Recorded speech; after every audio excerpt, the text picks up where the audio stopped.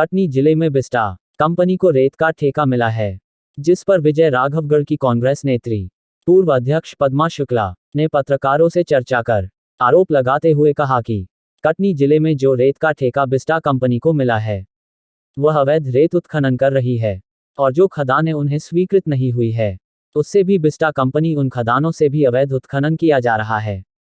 साथ ही बिस्टा ने पुलिस प्रशासन व जिला प्रशासन को नोट दिखा उनकी आवाज बंद कर दी है और ये सभी विजय राघवगढ़ के विधायक संजय पाठक को भी मालूम है, लेकिन उनके द्वारा भी कोई कदम नहीं उठाया जा रहा है। पद्मा शुक्ला ने बिस्टा कंपनी पर यह आरोप भी लगाया है कंपनी ने अवैध रेत को शहर तक लाने के लिए नोटों के कूपन तैयार किए हैं, जिस नोट को दिखा अवैध रेत अवैध उत्खनन कर शहर में परिवहन किया जा रहा है। वहीं पद्मा शुक्ला ने यह भी कहा भी अन्य जिले से अधिक कीमत पर शहर के लोगों रेत बेची जा रही है। वहीं पड़ोसी जिले उमरिया की रेत कंपनी की रेत भी कटनी जिले में नहीं लाने दिया जा रहा, क्योंकि उमरिया जिले की रेत सस्ती है। वहीं कुछ समय पहले भी इसी मामले को लेकर मारपीट तक हुई है। पद्मा शुक्ला ने यह भी बताया कि उन्होंने इसकी शिकायत जिला प्रशासन और पुलिस प्रशासन से कर चुके हैं और यदि कटनी की रेत कंपनी बिस्टा पर कार्यवाही नहीं होती वह उग्र आंदोलन करेंगे। वहीं जब इस मामले में कटनी कलेक्टर प्रियंक मिश्रा से बात की गई तो उनका कहना था कि इस सब मामलों की जांच की जा रही है और यदि अवैध उत्खनन किया जा रहा है तो कार्यवाही की जाएगी। वहीं कटनी के माइनिंग विभाग के अधिकारियों का कहना है कि उन्हें जो भी शिकायत मिली है उन पर कार्यवाही की जा चुकी है और आगे भी की जाएगी, लेकिन वह जब उनसे यह पूछा गया कि जिनके खिलाफ कार्यवाही हुई है उनके खिलाफ मामला दर्ज हुआ है तो उनका कहना था कि पहले उन्हें नियम देखेंगे कि मामला दर्ज कराने के क्या नियम है, फिर मामला दर्ज कराया जाएगा। कटनी से हीरा विश्वकर्मा की रिपोर्ट। और आपके इलाके में जो है वहाँ पे क्या-क्या चीज़ें हैं वहाँ पे और किस तरह की चीज़ें अवैध उत्खनन किया जा रहा है? हमारे यहाँ रेत प्रमुख मतलब वहाँ है और खनिज में लाइमस्टोन भी है जो माइनिंग विभाग के अंतर्गत आता है। इस समय रेत का पूरी महानदी हमारे यहाँ है और जो घाट दिए जाते हैं ठेकेदारों को वो उसके अलावा भी पूरी नदी में कहीं पर भी उत्खनन कर रहे हैं, जो वैध और अवैध दोनों कैटेगरी का हो रहा उत्खनन। और हमारे ज़िले के लोगों को ज़्यादा पैसों में दे रहे हैं, 21,000 में दे रहे हैं हाइबा और 12,000 में दे रहे हैं डंपर, और दूसरी जगह पर वही 21,000 का 12,000 में दिया जाता है। और जो डंपर हमारे यहाँ 12,000 में यहाँ से दिया जाता है वो दूसरे ज़िले के लिए 6,500 में दिया जाता है। यानी हमारे ज़िले में हम ही से ज़्यादा पैसा लिया जा रहा है। हम दूसरे ज़िले के लोग के जगह से हम रेत नहीं ला सकते क्योंकि उन दूसरे ज़िले को कटनी ज़िले में एंटर नहीं होने दिया जाता। तो इस कारण से हमने ये मुद्दा लिया। दूसरा, नदियों में जो उत्खनन मशीनों द्वारा हो रहा है और गहरे गहरे गड्ढे बना दिए गए, वहाँ से लोग बेरोजगार हो रहे हैं, कैजुअल्टी हो रही है, बच्चे उसमें डूब के मर रहे हैं, सड़कों का क्षरण हो रहा है हमारे यहाँ। ये मुद्दा हमने इस बिंदु में लिया है। साथ में ये जो रैंप बनाए हैं वहाँ पर नदी के अंदर तक गाड़ियाँ जाने के लिए, और प्रशासन को ये सब कुछ दिखाई नहीं दे रहा है, तो हम ये भी चाहते हैं कि प्रशासन की नाक के नीचे इतना बड़ा रेत का खेल चल रहा है और इसमें ना प्रशासन के कान में जू रेंग रही है और ना ही उस विभाग के कानों में जू रेंग रही है। उन्हें सिर्फ रॉयल्टी से मतलब।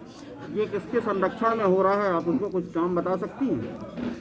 अब विस्टा कंपनी है, वो ये किस किस की कंपनी है? राजनीतिक संरक्षण हो सकता है, पर्दे के पीछे से सहयोग हो। कौन सी राजनीति, कौन सा संरक्षण? भारतीय जनता पार्टी सरकार का है, हमारे क्षेत्र के जो विधायक हैं उनका है। क्या नाम है उनका? हम विजय राघवगढ़ क्षेत्र के विधायक संजय पाठक हैं। अगर वो चाहें तो उसको तुरंत रुकवा सकते हैं क्योंकि वो सरकार के बंदे हैं। क्या आपको लगता है कि उनके द्वारा ये संचालित की जा रही है? ये उनके द्वारा संचालित हो रहा नहीं हो रहा मुझे नहीं, लेकिन उनके कर्तव्य और दायित्व में आता है कि वो उसको करें। अब उनके पार्टनरशिप है या नहीं है, उन पेपर चूँकि मेरे पास नहीं है, मुझे नहीं मालूम है, लेकिन कोई अग्रवाल जी कटनी के हैं और वो इतने बेधड़क वहाँ निकाल रहे हैं, तो हमारे विधायक क्या कर रहे हैं? अग्रवाल जी किससे संबंध रखते हैं? क्या वो बीजेपी विधायक से संबंध रखते हैं क्या? अब चूंकि हमसे संपर्क नहीं है तो ये समझेंगे कि बीजेपी विधायक से संपर्क है उनका, तो बना। इसमें मीडिया के माध्यम से मुझे ये सूचना मिली है कुछ वीडियोस भी मीडिया में इसमें आए हैं। तो अभी के स्थिति में मैं यही कह सकता हूँ कि इसका हम एक बार सत्यापन कराएंगे अपनी माइनिंग की टीम के द्वारा। क्या वो जो लोकेशन है वहाँ पे जो खदान है वो वैध है या अवैध है, यदि वैध है तो क्या जिन नियमों के तहत उनको परमिशन दी गई है उसका पालन किया जा रहा है कि नहीं किया जा रहा है। यदि उसमें किसी भी प्रकार का उल्लंघन होगा तो निश्चित रूप से हम नोटिस देके कार्रवाई करेंगे, और यदि अवैध होगी तो हम निश्चित रूप से उसमें केस भी बनाएंगे और कार्रवाई भी करेंगे। सर पूर्व में भी सर ऐसे एक आपको संज्ञान मिला था, उस पर भी कोई विशेष कार्रवाई नहीं हुई? हो सकता है कि कई बार माइनिंग एक ऐसा कार्रवाई है जिसे कहा जाए कि तुरंत जाके ही पकड़ना पड़ सकता है। पहले भी ऐसे कभी कभी केसेस आए हैं और ये लगभग हर जिलों में होते हैं कि सूचना मिलती है, कई बार मिलती है घटनाओं की और मौके पे टीम जाती है तो ऐसा नहीं कुछ हम वहाँ रिकवर कर पाते हैं। कई बार ऐसा भी होता है कि हमारी टीम भी अपने से जाती है और अच्छी कार्रवाई करके आती है।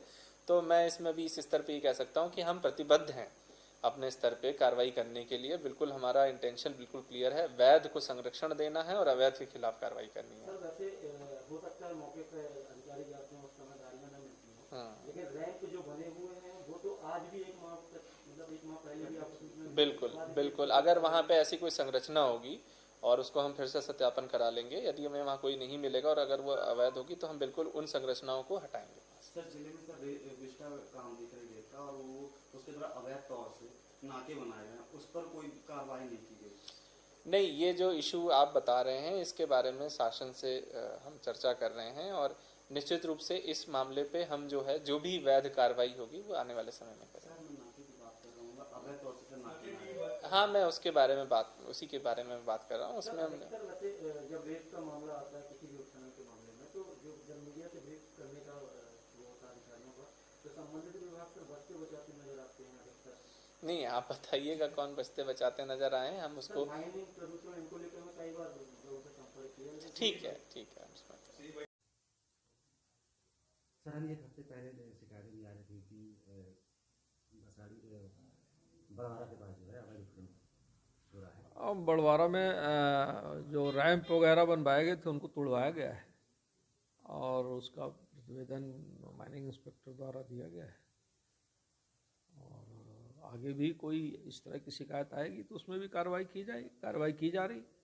नदी का रुख करके जैसे अभी आपने कहा तोड़वाया गया है, तो उसमें कोई मामले अभी तो कोई मामले नहीं आए हैं, आया था उस पर कार्रवाई हो गई। सर उमरिया के ठेकेदारों द्वारा भी एक शिकायत दी गई कि ज्यादागढ़ में वन विभाग की जमीन पर ही पूरा वो रैंप बनाकर पूरी तो क्षतिग्रस्त कर दी गई है विस्टा कंपनी द्वारा। तो ये चूंकि वन विभाग का मसला है और वन विभाग की जमीन में वन विभाग को ही अधिकार है, हम इसमें जानकारी ले रहे हैं। अगर कुछ ऐसा है तो कलेक्टर महोदय के द्वारा उनको निर्देश दिए जाएंगे। कौन से खदानों का रैंप करवाया जाएगा? ये अब हमको फाइल से देख के पता करवाना पड़ेगा। जिस रैंप की शिकायत थी वो जहाँ तक है वो तोड़वा दिया गया।